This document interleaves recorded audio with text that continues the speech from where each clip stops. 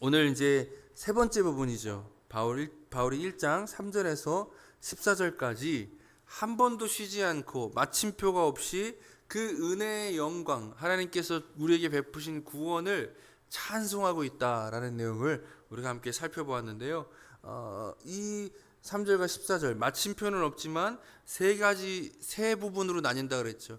창조주 하나님 아버지, 성부 하나님께서 창세전에 우리를 예정하셔서 우리를 구원하셨다라고 하는 그 구원의 영광을 찬송하는 부분이 있고요. 또 우리가 지난주에 살펴본 것처럼 그 구원의 영광이, 구원의 은혜가 그리스도 안에서 우리에게 베풀어졌다. 속량하심으로 말미암아, 그 피로 말미암아 속량하셔서 우리를 하나님의 자녀 되게 하셨다. 하나님의 아들들이 되게 하셨다라는 것을 우리가 지난주에 함께 살펴봤습니다. 오늘은 세 번째 부분으로서 성령을 통해서 그 구원을 베푸신다라는 내용에 대한 찬송을 우리가 함께 보도록 하겠습니다. 우리가 바울의 이런 고백들을 볼 때마다, 또 우리가 우리에게 주어진 구원을 생각할 때마다 이런 은혜의 영광에 대한 찬송이 넘쳐나길 간절히 소망합니다. 사실 내가 하나님의 아들들이 되었다는 사실에 대한 감격이 있을 때, 그리스도께서 그의 피로 말미암아 우리를 속량하셨다라는 사실에 대한 그 감사가 있을 때요, 성령께서 우리와 함께 하신다라는 확신이 있을 때, 우리는 우리 삶의 모든 것들을 초월하여서 샬롬을 누릴 수가 있습니다. 샬롬이 무엇이라고요? 다시 한번 점검해 볼까요? 샬롬이 뭐라고요? 그냥 편안한 게 아니라 모든 것을 감당할 수 있고 모든 것을 받아들일 수 있는 상태가 바로 샬롬이라 그랬죠. 하나님의 그 은혜가 우리로 하여금 샬롬을 살아가게 한다라는 것을 다시 한번 우리가 확인하면서, 오늘은 성령께서 우리에게 베푸신 일이 무엇인가, 하나님께서 하늘에 속한 모든 복을 성령을 통해서 우리에게 주셨는데 그것이 무엇을 의미하는가 우리가 함께 살펴보겠습니다. 먼저 13절이죠. 그 안에서 너희도 진리의 말씀 곧 너희의 구원의 복음을 듣고 그 안에서 또한 믿어 약속의 성령으로 인치심을 받았으니, 여기서 제가 강조한 단어가 뭐죠? 듣고 믿어 인치심을 받았다. 이제 믿었다라는 것과 인치심을 받았다라는 것은 같은 것을 설명하고 있는 건데, 이 믿음이 무엇을 통해서 일어났습니까? 구원의 복음을 듣는 것으로부터 시작되었습니다. 하나님께서는 성령을 통해서요 우리에게 역사하시는데, 성령을 통해서 예수 그리스도께서 이루신 그 구원, 그 속량이 우리의 것이 되도록 적용하여 주시는데, 그 과정에서 가장 먼저 행하시는 일이 무엇이냐? 말씀을 듣게 하시고 구원의 복음을 듣게 하시는 거예요. 성령께서는요 언제나 말씀 위에 역사하신다라는 사실을 늘 기억하셔야 돼요. 오늘날 많은 오해들이 있죠. 성령님에 대한 오해. 제가 나중에 이제 우리가 같이 함께 하나님 나라 가서 성령님을 배울 때 아마 성령님께서 그런 말씀하실 것 같아요. 성부 하나님도 계시고 성자 예수님도 계시고 성령님도 계신데 유독 성령님에 대한 오해들이 너무나 많다. 이런 얘기를 들으면서 약간은 웃으시면서 안타까워하시지 않을까라는 생각도 해봅니다. 왜냐하면 저 때만 해도 기도원을 많이 갔던 세대예요. 기도원에 갔더니 한 번은 어떻게 하냐면, 앞에 있는 부흥 강사님이 성령을 받으라고 강조하는데 갑자기 성령을 던지시더라고요. 그러니까 앞에 있는 분들이 어떻게 해야 되겠어요? 여러분, 제가 만약 여기서 성령 받으세요 그리고 성령을 던지면 여러분 어떻게 하셔야 돼요? 저 사람이 왜 저러나 이렇게 쳐다보셔야 돼요. 지금처럼. 근데 거기서 어떻게 하시냐면 그걸 받겠다고 이러고 계신 거예요. 이러고. 그러면 된다 안 된다? 안 된다는 겁니다. 성령님은 물건도 아니고요. 성령님은 어떤 에너지도 아니에요. 성령 충만을 어떤 식으로 생각해요? 에너지가 꽉 차서 내가 막 무슨 불을 쏘고. 여러분, 하나님께서 성령님의 역사하신 가운데 종종 불 이런 얘기도 있고 능력 행함도 있고 이런 것들이 있지만 그게 본질이 아니에요.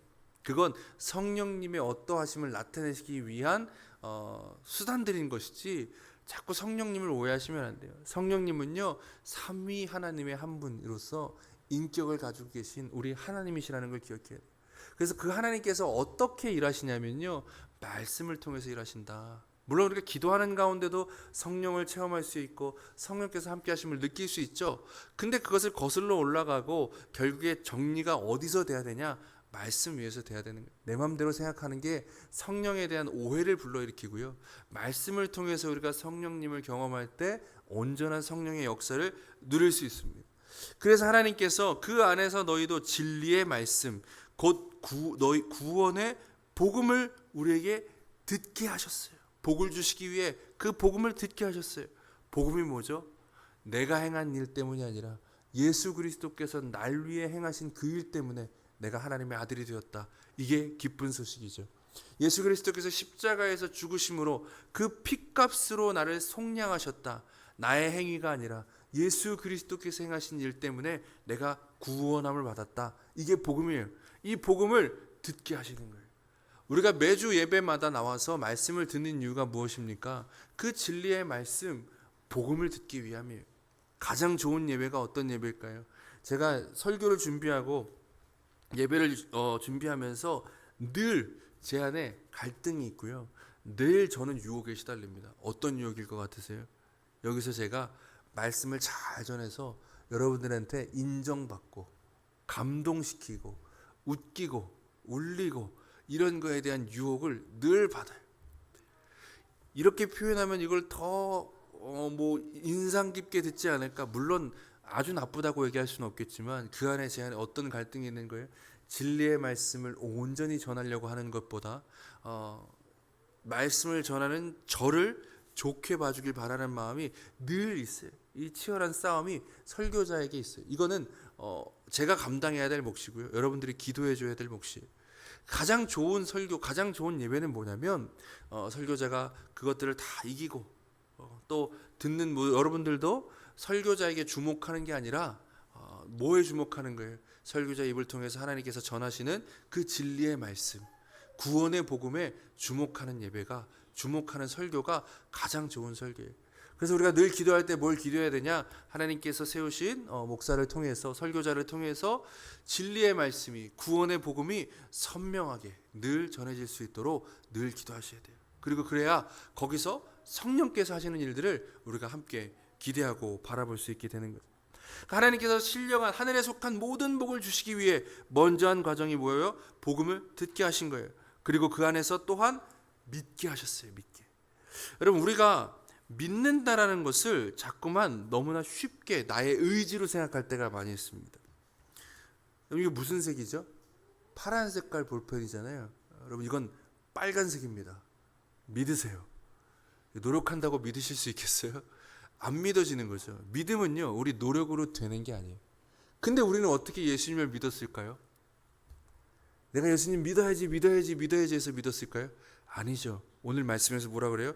그 안에서 또한 믿게 하신 성령님께서 우리 안에 오셔서 그 들은 복음의 말씀을 믿게 하셨기 때문에, 믿음을 주셨기 때문에 우리가 예수님을 믿어 구원에 이를 수 있게 된 거예요. 정확하게 말하면 예수님 믿어서 구원받은 게 아니라 예수님 믿게 돼서 구원받은 거예요. 이게 얼마나 놀라운 은혜의 선물이고 하늘에 속한 모든 복을 우리가 받은 거라고 얘기할 수밖에 없는 그 감사한 사실이에요. 아무것도 아닌 우리들. 그리고 우리가 늘 얘기하지만 아직 세상은 교회 다니는 사람과 교회 다닐 사람으로 구분할 수 있을 것 같아요. 그렇죠?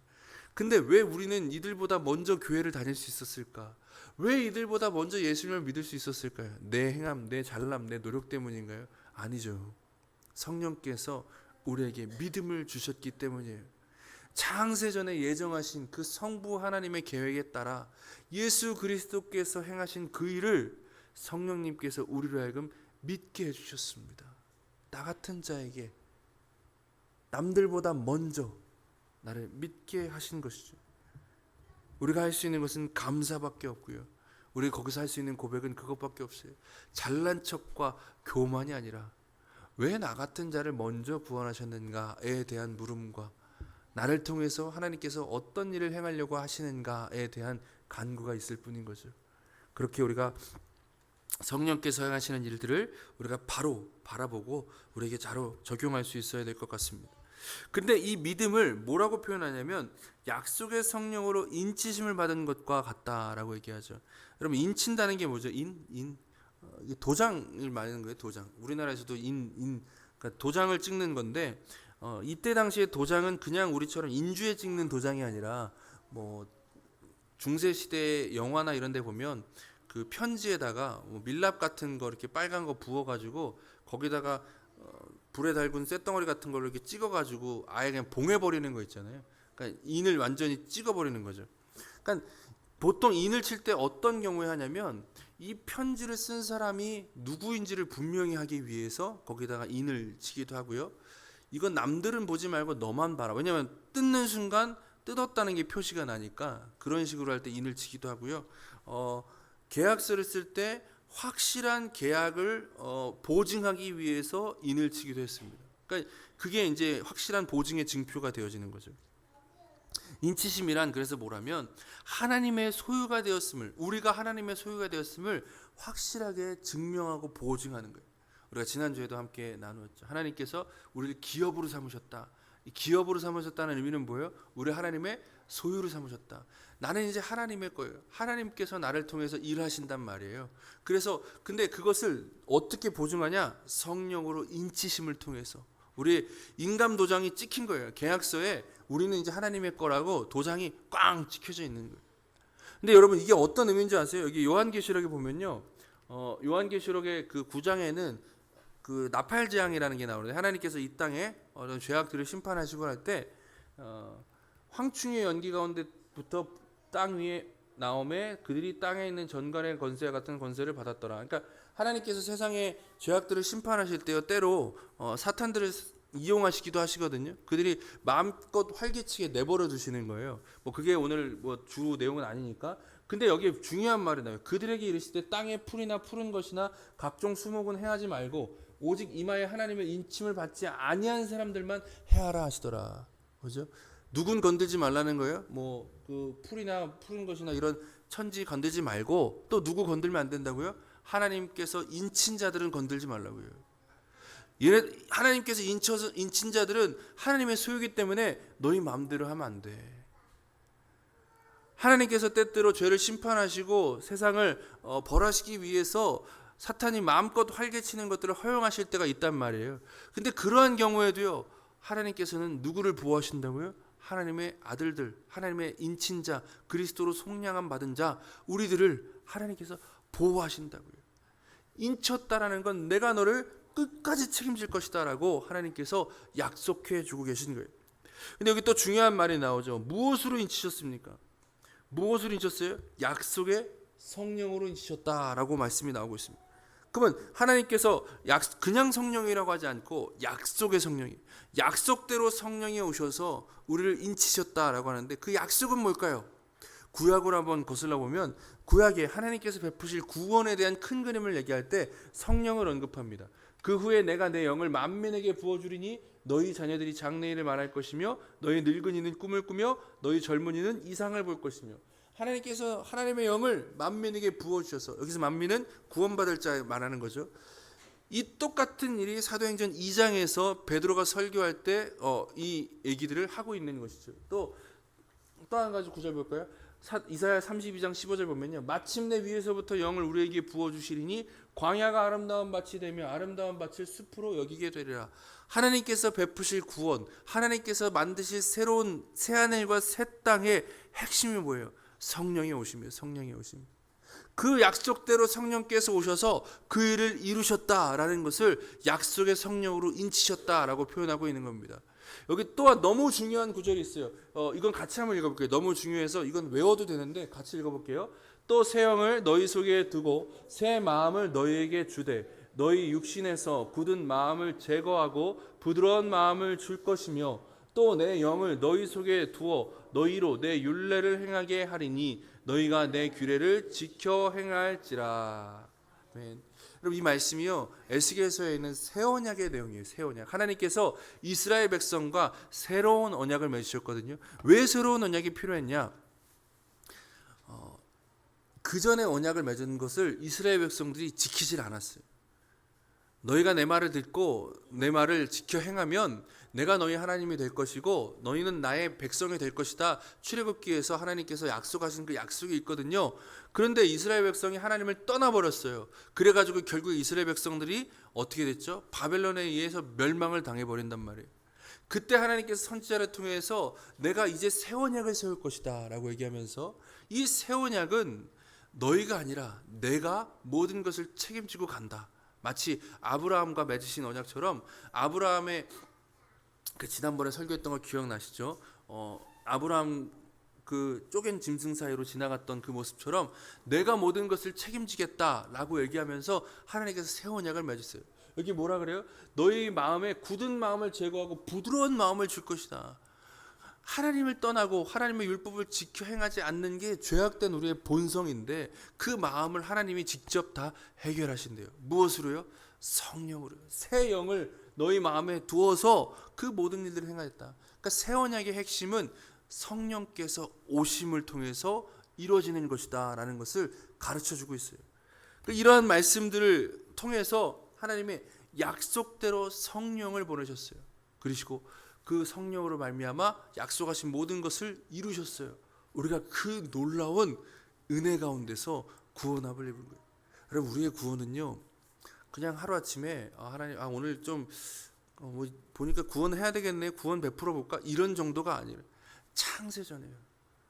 이 우리의 구원을 위해서요 구약의 그 수천 년의 역사 가운데서 하나님께서 이스라엘 백성들에게 말씀하시고 보여주시고 가르쳐 주셨던 그 모든 것의 성취를 우리는 누리고 있는 거예요. 그럼 놀라워하시고 감탄하셔야 돼요. 내가 어떤 은혜를 받은 자인지를 기억하셔야 돼요. 우리가 받은 그 구원에요 몇천 년의 그 시간들이 담겨져서 오는 거예요. 그러니까 우리가 이것을 더 감격하고 알아가야 돼요. 근데 또 여기 이뿐만 아니라요 신약에서 성령에 대해서 약속하신 또 하나의 구절이 나옵니다. 요한복음 14장 16절에 내가 아버지께 구하겠으니, 여기 내가는 누굴까요? 예수님이시죠. 예수님께서 이렇게 말씀하세요. 내가 아버지께 구하겠으니 그가 또 다른 보혜사를 너에게 주사 영원토록 너희와 함께 있게 하리니 그는 진리의 영이라 세상인 능히 그를 받지 못하니 이는 그를 보지도 못하고 알지도 못함이라. 그러나 너희는 그를 아나니 그는 너희와 함께 거하시며 또 너희 속에 계시겠음이라.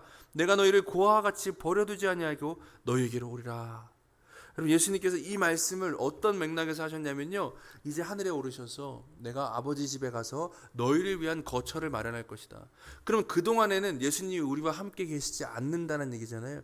걱정하고 있는 자들에게 예수님께서 말씀하시는 거예요. 걱정하지 말아라. 내가 올라가면 누가 오신다고요? 성령님께서 오신다고요. 성령께서 오셔서 너희와 함께 하실 거야. 그 너희를 지켜줄 거야. 너희를 결코 고아와 같이 버려두지 않을 거야. 그럼 지금도 그렇지만요 과거의 고아는요 아무도 지켜줄 사람이 없는 존재를 가리킵니다. 고아와 과부와 나그네가 이스라엘 사회에서 가장 힘들고 어려운 그런 사람들이라 그랬잖아요. 그 중에서도 고아는요 누구도 책임져 주지 않고요 누구도 편들어 주지 않습니다. 예수님께서 우리를 두시고 그냥 하늘에 오르셔서 우리 집 마련하신다고 하지만 그래도 예수님 옆에 없으면 우리가 어떻겠어요, 우리 마음이. 그래서 예수님이 어떻게 해요? 성령을 보내시기로 약속하시고 약속대로 성령께서 오신 것이죠. 그 성령께서는 어떤 일을 하실까요? 14장 26절에서는 성령께서 하시는 일을 미리 말씀해 주시는데 보혜사 곧 아버지께서 내 이름으로 보내실 성령, 그가 너희에게 모든 것을 가르치시고 내가 너희에게 말한 모든 것을 생각나게 하시리라. 보혜사라는 의미는요 우리 곁에서 우리를 돕는 자라는 의미입니다. 우리를 돕는 자. 성령께서 우리 곁에서 우리를 도우시는데 어떻게 도우시냐면요 예수님의 말씀을 생각나게 해주시고 예수님의 말씀을 가르쳐 주신대요. 그러니까 말씀을 생각나게 하고 말씀을 가르쳐 주신대요. 우리가 이 땅에 살아갈 때 힘들거나 어렵거나 지치거나 어떤 문제 앞에 놓였을 때요 우리의 힘으로는요 말씀을 깨달을 수가 있는 지혜가 없어요. 예수님께서 우리에게 행하신 일들을 우리가 생각하지를 못해요. 그러니까 성령께서 옆에 계시면서 계속 우리에게 말씀을 깨닫게 하시고요 말씀을 생각나게 하시는 거죠. 그 구원의 복음을 들었던 것들을 생각나게 하셔서 나가 혼자가 아니었구나. 힘들고 지칠 때 아무도 내 편인 것 같지 않을 때 내가 혼자가 아니었구나. 주님께서 나와 함께 하신다고 했지. 성령께서 지금 나와 함께 계시지. 예수님께서 이 모든 것들을 날 위해 이루셨지.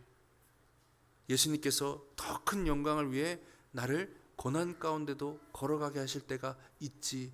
이렇게 말씀을 통해서 우리가 회복될 수 있도록 성령께서는 늘 우리와 함께 하시며 우리에게 말씀해 주신다. 여러분, 그럼 신앙생활에 노력이라는 것이 어떤 차원에서 의미를 갖느냐 하면,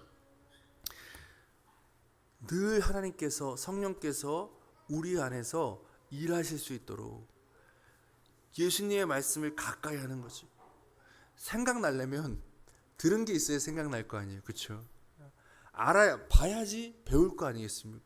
그러니까 우리가 신앙생활을 열심히 해야 되는 이유는요, 그 신앙생활을 열심히 해야만 어떤 능력이 높아져서 뭘 이길 수 있고 이런 개념이 아니라요, 늘 하나님을 가까이 해야만, 늘 자주 들었던 말씀을 성령께서 사용하셔서 우리를 지탱해 줄 힘이 되게 해주시기 때문에 그렇습니다.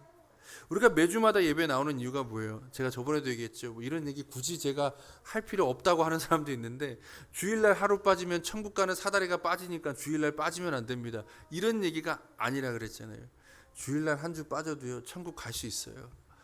그런데 왜 굳이 우리가 매주 주일날 빠지지 않고 왜 매주 주님 앞에 더 가까이 하려고 애써야 되겠습니까? 성령께서 우리 안에서 주님의 말씀을 생각나게 하시고 주님의 말씀으로 일하신다는 것을 알기 때문에, 그것을 기대한다면 더 가까이 하고 더 힘써 붙들려고 하는 마음이 있는 게 좋은 거라는 겁니다. 그러니까 우리가 자꾸만 신앙생활을 하나님과의 관계 안에서 잘 정립해 가셔야 돼요. 그게 아니라 기계적으로 내가 뭐 노력을 이만큼 하면 복을 이만큼 주시고, 내가 이만큼 노력을 못하면 복을 이만큼 못 받고, 이런 기계적으로 인식하기 시작하면요, 정말로 우리가 누릴 수 있는 좋은 것들을 누리지 못해요. 하나님 아버지 되신다, 우리가 아들들이 되었다, 우리가 이미 하늘에 속한 모든 복을 받았다, 이런 것들을 우리가 놓친 채 살아가면 너무 안타깝잖아요. 그러니까 우리가 그렇게 잘 정리해 나갔으면 좋겠고요. 14절을 우리가 함께 또 보겠습니다. 14절을 보면, 이는 우리 기업의 보증이 되사 그 얻으신 것을 속량하시고 그의 영광을 찬송하게 하려 함이라. 성령께서 우리 안에 믿음을 주시고 약속의 성령으로 하나님께서 우리에게 인치신 이유가, 목적이 뭐냐? 이는 이라고 하는 이 접속사는 목적을 얘기해 주고 있는 거죠. 우리 기업의 보증이 되사 그 얻으신 것을 속량하게 하시고, 무엇을 위해서요? 그의 영광을 찬송하게 하려 합니다. 찬송하게 하려 합니다. 하나님은 우리로 하여금 하나님의 영광을 찬송하고 살아가게 하시려고 이 모든 것을 우리에게 베푸시고 우리에게 주셨습니다. 우리로 하여금 깨닫게 하신 것이죠. 특별히 성경책을 펴신 분들은요, 여기 한번 자세히 봐보세요. 14절을 자세히 봐보시면 보증이라고 되어 있는 거에 반가로 사 이렇게 되어 있죠. 그리고 각주로 달려서 밑에 뭐라고 되어 있어요? 보증금이라고 되어 있죠. 보증금. 그러니까 어떤 성경에는 보증이라고 되어 있고 어떤 성경에는 보증금이라고 되어 있어서 이 두 가지를 다 표시한 건데, 우리한테 더 확 와닿는 건 뭐예요? 보증금이죠. 사실 보증금.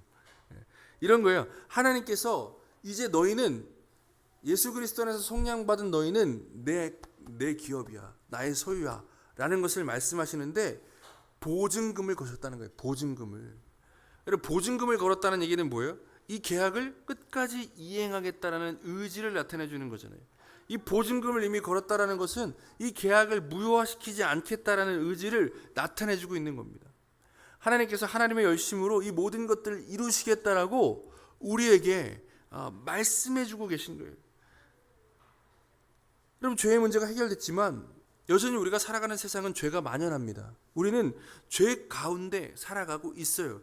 하나님께서 더 크신 뜻이 있어서 이 세상을 완성하기 전까지, 예수 그리스도께서 이 땅에 다시 오시기 전까지 우리가 살아가는 세상은 죄로 만연한 곳이에요. 거기서부터 우리의 힘듦과 어려움들과 문제들이 생겨나죠. 모든 문제의 근원은 죄니까요. 그래서 우리는 어떤 시간들을 겪냐면 힘들고 고통스러운 시간들을 겪을 수밖에 없습니다. 여기서 우리가 붙들 수 있는 것이 무엇일까요? 여기서 우리가 무엇을 힘으로 삼아 이 시간들을 버텨나갈 수 있을까요? 세상은 여전히 우리를 조롱하고 우리를 괴롭게 합니다. 심지어 우리 스스로도요, 무엇을 경험하냐면 하나님께서 계시지 않은 것 같다라고 느낄 때를 경험하게 됩니다. 어떨 때는 하나님께서 나를 버리신 건가 하는 생각까지 들 때도 있어요. 그럴 때에, 그때마다 우리를 붙잡아 주는 것이 무엇이겠습니까? 바울이 편지를 읽고 있는 이 에베소의 교인들은요, 굉장히 힘든 상황 가운데 있었어요. 화려한 상업 도시인 에베소에 살면서 가난과 핍박 속에서 숨어 지내던 자들이 대부분이었습니다.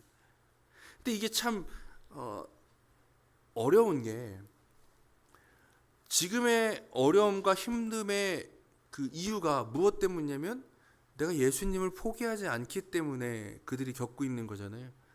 그러니까 그때 당시에는 상업 길드라는 게 있어서 그 길드에 가입하지 않으면 상업 활동을 제대로 할 수가 없었어요. 그러니까 상업 활동을 제대로 못하니까 가난하게 살 수밖에 없겠죠. 근데 상업 활동을 왜 가입을 못했냐, 길드에 가입을 왜 못했냐, 거기서는 황제 숭배 제사를 드리고 이방신들에게 제사를 드렸거든요. 뭐 우리나라도 요즘도 그렇지만 뭐 사업하거나 아니면 뭐 배 타거나 이럴 때 뭐 제사 드리고 막 이런 것처럼 그런 것들이 있었단 말이에요. 그러니까 예수 믿는 그 에베소의 교인들은요, 상업 길드에 들어갈 수가 없었어요. 근데 반대로 한번 생각해 보세요. 여러분, 너무 쉽잖아요.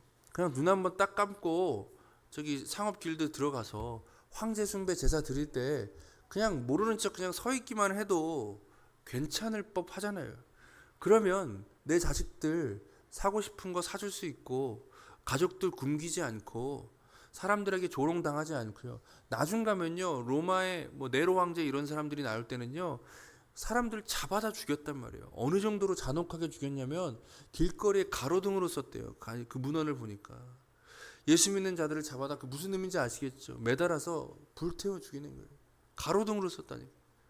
그 일들이요, 딱 한 번 눈 감고 그냥 모르는 척하고 살면, 그래도 주님 제가 마음으로 예수님 믿습니다 하고 살면 되는 일이잖아요. 그러면 편안하게 요즘 말하는 것처럼 멋있게 품위 있게 신앙생활 하면서 그렇게 살아갈 수도 있었겠지 않습니까? 그런데 왜 굳이 그들은 그 고난을 자처하고 그 어려움을 끝까지 감당하고 나아가려고 했을까요? 왜 미련한 그 길을 걸어갔을까요? 여기서 우리는 오늘날 우리가 어떻게 이 힘듦을 이겨낼 수 있을지에 대한 그런 중요한 원리를 배우게 되는 거죠. 그들 안에는 결코 부인할 수 없는 하나님의 구원의 은혜에 대한 영광의 찬송이 있었던 거예요. 바울이 고백하는 것처럼 그 구원의 은혜에 대한 영광의 찬송이 그들 안에 있었어요. 성령의 인치심을 통해서 내가 하나님의 기업이 되었다라는 것이 얼마나 감격스러운 건지 그들은 알았기에 그걸 포기할 수가 없었던 거예요. 당장은 힘들고 당장은 어렵고 당장은 내가 원하는 대로 되지 않지만 현재의 고난은 장차할 영광과 비교할 수 없다라는 확신이, 그 믿음이 그들 안에 있었기 때문에 그 어려움들을 감당하고 나가는 거죠. 우리도 마찬가지죠. 지금의 힘듦과 어려움을 이겨낼 수 있는 방법은요, 하나님께서 우리에게 베푸신 그 구원의 은혜가 무엇인지를 알고 그 영광의 찬송이 우리 안에 있을 때 우리도 지금의 어려움과 힘듦을 감내해 나갈 수 있는 거예요. 감당해 나갈 수 있는 거예요. 지치고 힘들죠. 그러나 하나님, 그래도 내가 이 길을 끝까지 가겠습니다. 왜요? 주님께서 약속하신 그 더 큰 영광이 우리에게 이미 주어졌다는 것을 믿기 때문이에요. 아주 좀 오래된 얘기지만 그런 노래 있죠. 인생은 나그네 길, 어디서 왔다가 어디로 가는가. 이런 마음으로는요, 주님의 십자가의 길을 결코 갈 수가 없습니다. 어디서 와서 어디로 가는지 모르니까 지금 당장의 편안함이 더 소중하게 느껴지는 거지 않습니까? 어디서 와서 어디로 가는지 모르니까 내가 지금 힘들지 않은 게 중요한 거예요. 근데 어디서 와서 어디로 가는지를 확신하는 자는요, 지금의 고난과 어려움을 거쳐 나가야 될 과정으로 인식하게 되니까 견디는 거예요. 자녀들이 공부할 때 늘 그러잖아요. 공부하는 거 힘들지만 지금 열심히 공부해서 시험을 잘 보고 지금 열심히 공부해야, 힘들어도 해야 나중에 너가 좋은 걸 누릴 수 있다. 저 때만 해도 학교 교실 급훈 이런 거에 막 그런 거 써 있었어요. 지금 공부하면 나중에 미팅할 때 그 여자의 얼굴이 바뀐다. 뭐 이제 이런 거, 남고였으니까 여고에는 옛날에 그런 거 막 써 있더라고요. 공부해서 뭐 대학 갈래, 아니면 공장 갈래, 뭐 이런 거 막 이렇게 좀 인격 비하 같은 거 뭔지 아시죠? 뭐 미래의 남편이 바뀐다, 뭐 미래의 남편의 직업이 바뀐다, 그런 얘기까지 하면서 왜 힘든 그 공부의 시간 공부하라고 왜 때려가면서까지 왜 그렇게 합니까? 그게 과정이기 때문에 더 큰 영광이 있다는 걸 믿기 때문에 그런 거 아니겠습니까? 하나님께서 성령으로 우리를 인치셨대요. 우리가 하나님의 소유가 되었대요. 그 확신이 우리 안에 있으면요, 지금의 고난은 장차할 영광과 비교할 수 없도다라고 고백하면서 감당해 나갈 수 있게 되어지는 것입니다. 우리는 우리 자신의 모습을 바로 볼 수 있어야 됩니다. 우리는 우리 자신의 모습을 우리 지위에, 우리의 능력, 우리의 어떤 그 지금 주머니에 들어있는 돈, 이런 걸로 우리를 평가해서는 안 돼요. 하나님이 어떠한 은혜로 말미암아 우리를 어떤 존재라고 부르시는가, 우리의 변화된 신분, 더 이상 죄의 노예가 아니라 하나님의 아들들로서, 그리스도의 피로 속량받은 자로서, 약속의 성령으로 인침받은 자로서 우리 스스로를 바라볼 수 있는 방법을 배워나가셔야 돼요. 그럴 때 우리를 구원하신 그 하나님의 목적, 그 영광의 찬송을 부르게 하시기 위함이다 라는 확신을 가지고 지금 겪는 어려움들과 고난들을 감당해 나갈 수 있게 되어지는 것입니다. 우린 지금부터요, 치열한 싸움을 하셔야 돼요. 신앙생활 결코 만만하지가 않습니다. 치열한 싸움을 하셔야 돼요. 어떤 싸움이에요? 옆에 있는 사람이랑 싸우는 건 안 돼요. 집에서 부부싸움 하시면 안 되고, 친구들과 싸우라는 게 아니에요. 내 자신과의 치열한 싸움을 해나가셔야 돼요. 어떤 싸움입니까? 세상을 살다 보면, 어려움을 겪다 보면 뭐가 자꾸 생각나요? 지금의 고통만 생각나요. 빨리 이거 벗어나고 싶은 생각만 들어요.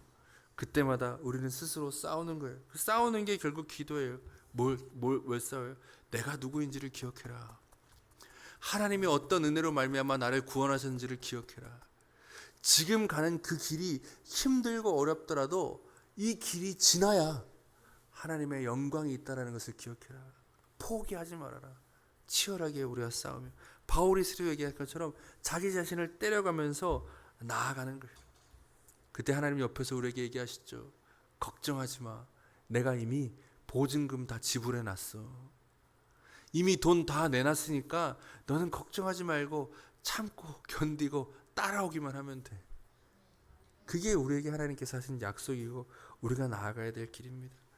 우리는 이번 주에도 또 맡겨진 삶을 살아갈 겁니다. 그때마다 우리를 흔들고 넘어뜨리려고 하는 많은 것들이 우리 눈앞에 어른거릴 때입니다. 그때 싸움을 피하지 마십시오. 치열한 싸움을 싸우며 하나님의 약속을 붙잡고 주께서 맡기신 그 길을 감사함으로 나아가는 저 여러분 되기를 간절히 소망합니다.